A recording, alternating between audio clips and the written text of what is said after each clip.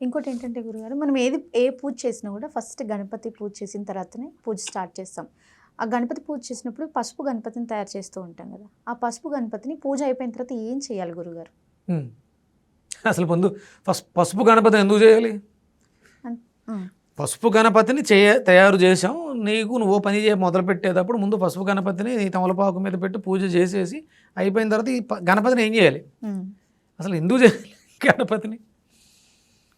గణానాన్త్వా గణాపాతిగ్గం హవామహే కవిం కవీన ఉపమస్రవస్తవం జ్యేష్ఠరాజం బ్రహ్మణాం బ్రహ్మణస్పత ఆనశృణ్వన్నోతిభిస్సీద సాధనం అని మంత్రం. అది గణాలకు అధిపతి, కవులకే కవి. అలాంటి వాడిని అక్కడ తీసుకొచ్చి పసుపుతో ఒక ముద్దగా చేసాం. పసుపుతోటి ఎందుకు చేసాం అంటే పసుపు శుభసూచకం. ఫస్ట్ మంగళం. ఆ ఒక మూర్తిని మంత్రం ద్వారా కూర్చోబెట్టడానికి అనువైనటువంటి పదార్థం అది గణపతి అనేది. సూర్యుడు పసుపు రంగులో ఉంటాడు.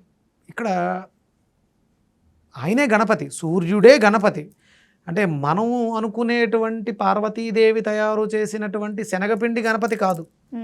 ఇక్కడ నువ్వు పసుపు ముద్దలో తయారు చేసిన గణపతి. ఆయన పురాణ గణపతి. పార్వతీదేవి తయారు చేసినటువంటి గణపతి పురాణ గణపతి. ఇక్కడ పసుపు ముద్దలో ఉన్నటువంటి గణపతి సూర్యుడే గణపతి. ఎల్లో కలర్ ఆయనదే. ఎవరైతే సూర్యోదయానికి పూర్వం నిద్రలేస్తారో వాళ్ళ జీవితాల విఘ్నాలు ఉండవు. ఎవరైతే సూర్యోదయానికి పూర్వం నిద్రలేచి సూర్యుడిని దర్శిస్తారో వాళ్ళ జీవితాల విఘ్నాలు ఉండవు. అప్పుడు పసుపు గణపతి తయారు చేయాల్సిన అవసరం లేదు. పసుపు గణపతినే తయారు చేయాల్సి అవసరం లేనప్పుడు తయారై పూజ చేసి తర్వాత దాన్ని ఏం చేయాలనే ఆలోచన లేదు. ఒక పదార్థాన్ని తయారు చేసాం, నిర్మాల్యమై ఉంది. దాని తర్వాత దాన్ని ఎలా అంటే అప్పటి వరకు మనకి వరాలిచ్చే గణపతి పసుపు. మనకి ఎలాంటి విఘ్నాలు లేకుండా మనం చేసిన కార్యక్రమంలో జయం కలగాలి అని చెప్పేసి ఈ ముద్దను తయారు చేసాం. ఎప్పుడైతే ఆయన్ని మళ్ళీ పునరాగమనించా అని మంత్రం చెప్పి పంపించేస్తాం. మళ్ళీ మేము పిలుస్తాం అప్పుడు రా అని అందులోంచి గణపతిని పంపించేస్తే అది కేవలం పసుపు ముద్దగా మిగిలిపోయింది. ఇన్ని ఏం చేయాలి అనేది పెద్ద ప్రశ్న అయిపోయింది.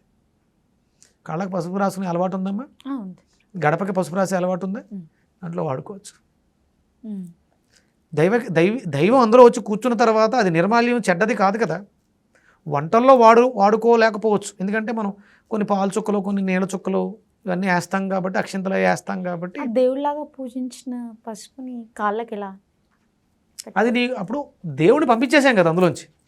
ఆయన వెళ్ళిపోమన్నాం కదా, ఆయన వెళ్ళిపోయాడు కదా. అయినా కూడా మన హిందువులకి అదే డౌట్ ఉంటుంది కదా గురుగారు. అదేనమ్మా, అది ఆరోగ్యప్రదాయిని. ఫస్ట్ యాంటీ బ్యాక్టీరియల్ ప్రాపర్టీస్ ఉన్నాయి దాంట్లో.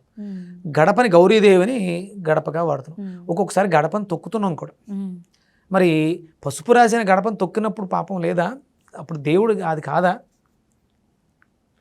అది బ్యాక్టీరియాని ఆపొద్ది కాళ్ళకి రాసుకుంటే, లేదా మొహానికి రాసుకుంటారు చాలామంది. అవును, ఈ పసుపు ముద్దని శుభ్రంగా ఏ శనగపిండిలోనో నలుగు పిండిలోనో కలపండి, ఒంటికి పెట్టుకోండి. అక్కడ విఘ్నాలు లేకుండా ఆపాడు. తర్వాత నీ శరీరానికి రోగాలు లేకుండా ఆపుతాడు.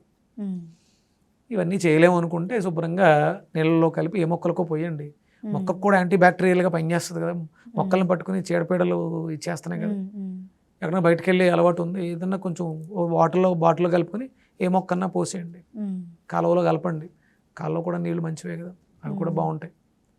ఏదైనా చేయొచ్చు, మనసు ఉండాలి, మార్గం అదే తోస్తుంది. ఇప్పుడు నేనేమి ఎక్కడో వేదంలోంచి చదువుకుందో పురాణాల్లోంచి చదివిందో కాదు. మీరు అడుగుతున్న సందర్భాన్ని ఆ పదార్థాన్ని ఎలా వాడుకోవాలనే ఒక నాలెడ్జ్, ఇన్స్టిట్యూషన్.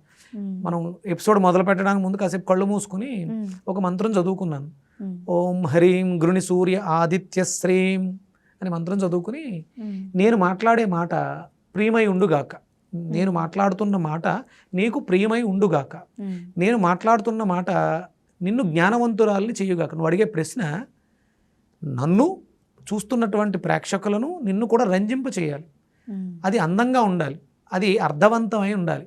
అజ్ఞానంతో నేను మాట్లాడకూడదు, ఆ జ్ఞానాన్ని నాకు ప్రసాదించు అని ఆ మంత్రాన్ని చదువుకుని కళ్ళు మూసుకుని మాట్లాడుతున్నాను. ఇప్పుడు ఇవాళ నువ్వు అడిగిన ప్రతి ప్రశ్నకి నేను చెప్పిన సమాధానం ఇంతకుముందు నేను కొన్ని వేల ఎపిసోడ్లు చేశాను. ఆ ఎపిసోడ్లు దేనితోటి సరిపోలేదు.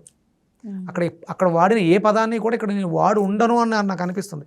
నాకే కొత్తగా అనిపిస్తుంది నేను మాట్లాడుతున్న ప్రతి మాట, నువ్వు అడుగుతున్న ప్రతి ప్రశ్న. మనం వచ్చిన వెంటనే నేను ఏదో నోట్స్ రాసుకుంటున్నాను. ఇవాళ పొద్దుట నుంచి ఈ 5 ఎలిమెంట్స్ మీద, పంచభూతాల మీద నా బ్రెయిన్ రీసెర్చ్ చెయ్యి అని చెప్పింది. నేను వచ్చిన తర్వాత నువ్వు అడిగిన ప్రశ్నలు దానికి సంబంధించి ఉన్నాయి. అంటే ప్రకృతి చెబుతుంది, ప్రకృతి నాతో మాట్లాడిస్తుంది. అలాగే నేనే కాదు, నువ్వు కూడా అలా తయారవ్వచ్చు. కళ్ళు మూసుకుని సూర్యుడికి ఎదురుగుండా కూర్చుంటే ఎవరి జీవితాల్లో కూడా విఘ్నాలు ఉండవు. ఆయనే సర్వగణాలకు అధిపతి విఘ్నేశ్వరుడు. ఆయన పసుపు అనేది, పసుపు సూర్యుడికి ప్రతిరూపం. మన మణిపూరక చక్రం కూడా పసుపు రంగులో ఉంటుంది. మన మణిపూరకం అంటే జ్ఞానం, ఇంట్యూషన్, నాలెడ్జ్ ఇవన్నీ కలిగి ఉంటాయి. అది పసుపు గణపతి. అలాంటి పసుపుని పూజ చేసేసిన తర్వాత అందులో ఆల్రెడీ కొంత దైవం వచ్చి వెళ్ళింది కాబట్టి మనం మొహానికి రాసుకున్న, నలుగు పిండితో ఒంటికి రాసుకున్న, పాదాలకి రాసిన, గడపకి రాసిన రక్షణగా ఉంటుంది. అంతే తప్ప ఇది ఇంకోలా ఆలోచించక్కర్లేదు.